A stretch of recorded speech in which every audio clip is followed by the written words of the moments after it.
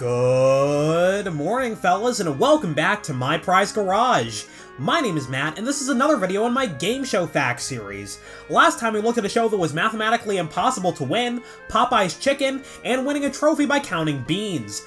But now let's jump into a whole new batch of facts. When you're making a game show, you have to keep your prize budget under control. I've dunked on Wheel of Fortune's diabolical bonus round puzzles on this channel, but they're hard for a good reason. If they were too easy, they'd be giving away $50,000 every night, since the minimum bonus round prize is a whopping $40,000, and that's just not sustainable. So whenever they have a hard puzzle, you might hear people say they really didn't want to give away money that day. But on the flip side, sometimes a game show will make the bonus round really easy. A couple of times on Family Feud, they've asked fast money questions with 3 or even 2 possible answers. This round's final question was name a color in Superman's suit. 99 people said either red or blue, and the Badillo family got them both. And as you can probably imagine, they won easily. But I gotta ask, who was the one person who said yellow? Like, yeah, he's got yellow in his costume, but it's like the least prominent color. It wouldn't be the first one that comes to mind for me. Oh wait, scratch that, this is Family Feud. The 3 answers on the survey were probably red, blue, and pink. There was another recent question that's even easier though. Name a planet that starts with the letter M. And of course there's only 2 possible answers, Mercury and Mars. The Goalie family got both answers and scored 100 points essentially for free. And they still lost badly. How many drinks would you have if you went to a bar? 5. 8. Well, that explains it. Sam down there letting them have it. Survey said.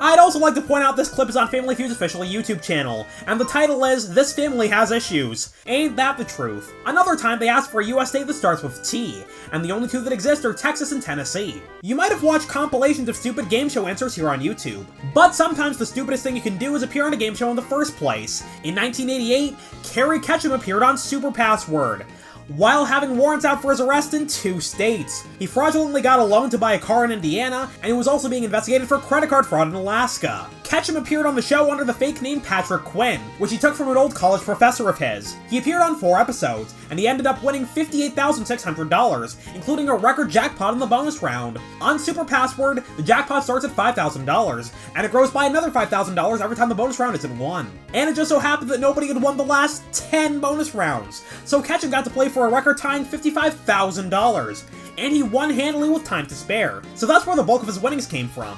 But like, hey, here's a wild idea. If you're on the run from the law, maybe don't put yourself on TV? Game shows are all over the place. Heck, the other day I was in line at Popeye's, and they had Family Feud playing on mute on the TV. No closed captions either, so my dad and I had no clue what the questions were. But I digress.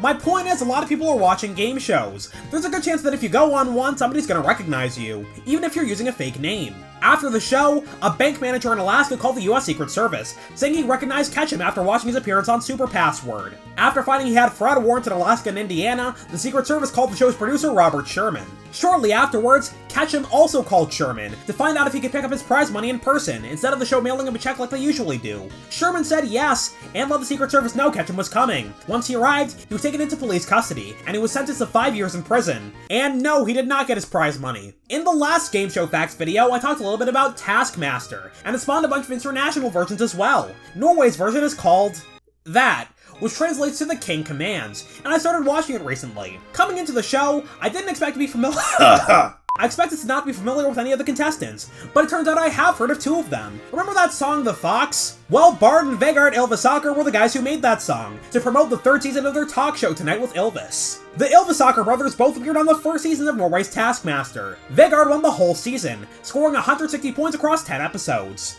Bard finished 11 points behind in 3rd place, but Bard wound up getting the last laugh. He actually hosted the show in Season 7, before the original Taskmaster Atle Antonsen decided to return to the show for Season 8. One other fun fact about the show before we move on. I mentioned the show's title means The King Commands, which is also the name of the classic children's game Simon Says in Norway, and I just think that's neat. Simon Says the Game Show, Fridays at 10. I have no clue what time the show airs. Let's just pretend that's right. Next! If I asked you to name a game show with a time limit, you could probably come up with like a million of them. But there's one show where they don't use standard units of time, like seconds or minutes or years or whatever. On 1,000 heartbeats, the clock is your heart rate. So if you're able to keep calm, you'll have more time to work with. One contestant takes on a series of rounds, with each completed round earning them more money. If they run out of heartbeats, the game ends and they leave with nothing. Wrong answers and stepping off to get a new question also cost you heartbeats.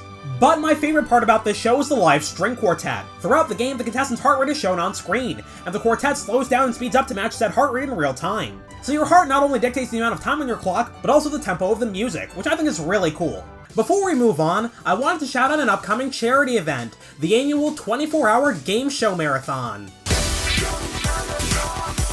The 24-hour Game Show Marathon is back for another record-breaking year. Watch as game show fans recreate 24 of their favorite game shows, all to raise money for Child's Play. Child's Play delivers therapeutic games and technology directly to pediatric hospitals to improve patients' lives through the power of play. Watch the fun Saturday, June 3rd, 2023, and donate now at GameShowMarathon.com.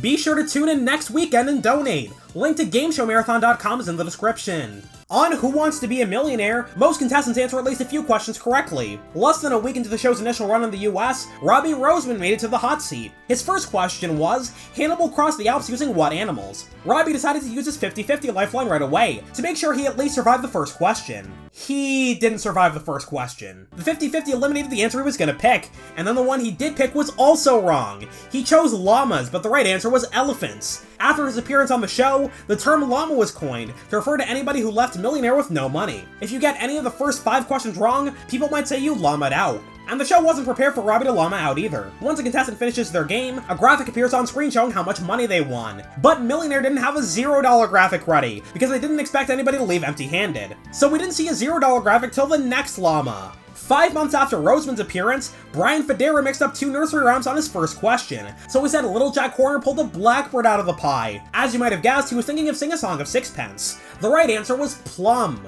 Roseman and Federa were 2 of 18 zero-naires on Primetime Millionaire. But of course, the daytime syndicated show ran every day for 100 zillion years, so a lot of people left that show completely broke as well. On the original UK show, 10 people have walked away empty-handed. In 2002, Game Show Network made 2 pilots for Whammy, a revival of the classic game show Press Your Luck. Both of them are available to watch on Wink Martindale's YouTube channel. The second one was hosted by Todd Newton, and there were some, mishaps. At one point, Dion hit a double whammy. He was supposed to get sprayed with water, but his opponent Ariane got wet instead. Despite that blooper, Whammy did go on to get picked up for a full series. You're probably familiar with the game show Wipeout, where 24 people take on a series of obstacle courses. But there's another completely unrelated show called Wipeout as well. After hosting Press Your Luck for 3 years, Peter Tamarkin's next game show hosting job was Wipeout. The show premiered in 1988, and the premise was you were given a category, then a bunch of possible answers. If you pick an answer that's in the category, great. But if you pick a wrong answer, that's a wipeout and you lose control of the board. The bonus round might remind you of Race Game from The Price is Right. You're given a new category and a board with 12 answers. 6 of them are right, and your job is to find all of them in 1 minute. After locking in your answers, you have to run back and press a button to find out how many you have right.